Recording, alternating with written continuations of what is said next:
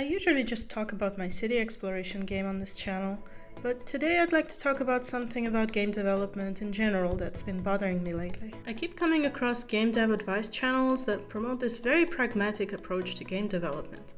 That you should study the market, make small games, stick to what has worked before, what genres to avoid, etc.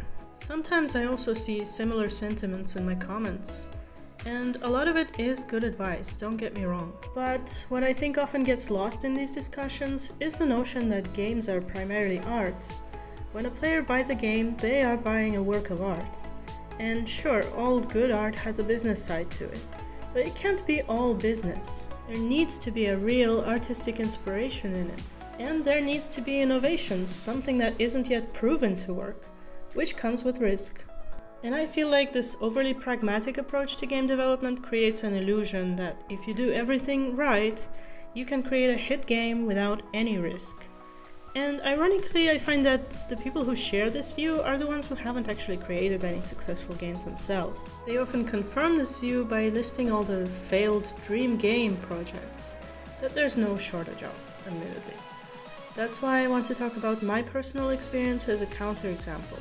You don't see those very often because people don't talk about them as much, even though my experience is far from being unique. So I can hopefully demonstrate why I'm not paying too much attention to the so-called best practices, and why I don't think others should either. You see, I've already tried this pragmatic approach to game development before. I've made a small game that made no money and got no attention, despite generally positive reviews. And sure, it wasn't a great game, it was my first project and I made lots of mistakes with it, but the biggest lesson I've learned is that when you're making a game that you wouldn't play yourself, it will always be uninspired. And the players can sense when a game is uninspired. In contrast, I've already released a somewhat successful non-game project that I initially started as a small and ugly app purely for myself. But I quickly discovered that if you're having fun with something, there's a good chance other people will too. It wasn't a huge hit and hasn't made me rich, but it paid for its development several times over, so I still consider it a success. Another thing I've discovered from my previous experience is that failure is ultimately not that big a deal. Of course, there are circumstances in which it could be. Failure is a big deal if there are other people who might be affected by it, but at least that's not my case.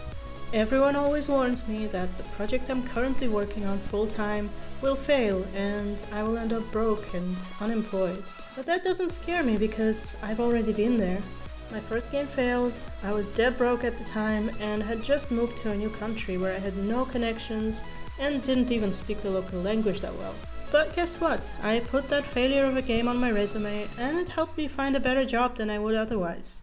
Because it turns out that personal projects that demonstrate your skills as a developer and the ability to finish and release a product are really valuable to employers. So I am well aware that I might fail again, but now I have far more experience, resources and connections to deal with it, which gives me the confidence to try again. Also, I think the social media negativity bias plays a role, and we as developers shouldn't let it affect us. There's lots of content tearing apart big ambitious game projects that failed, some of which are even postmortems made by the developers of said projects. That's why it can feel like big ambitious projects are more prone to failure. But we shouldn't forget that for every failed dream game, there are hundreds of small games that did everything by the book, had a proven gameplay loop and a proven setting with nice pixel or low poly art usually, and still failed to find an audience. But negativity towards big projects attracts more attention because there are a lot of people who are too scared to follow their dreams and aspirations.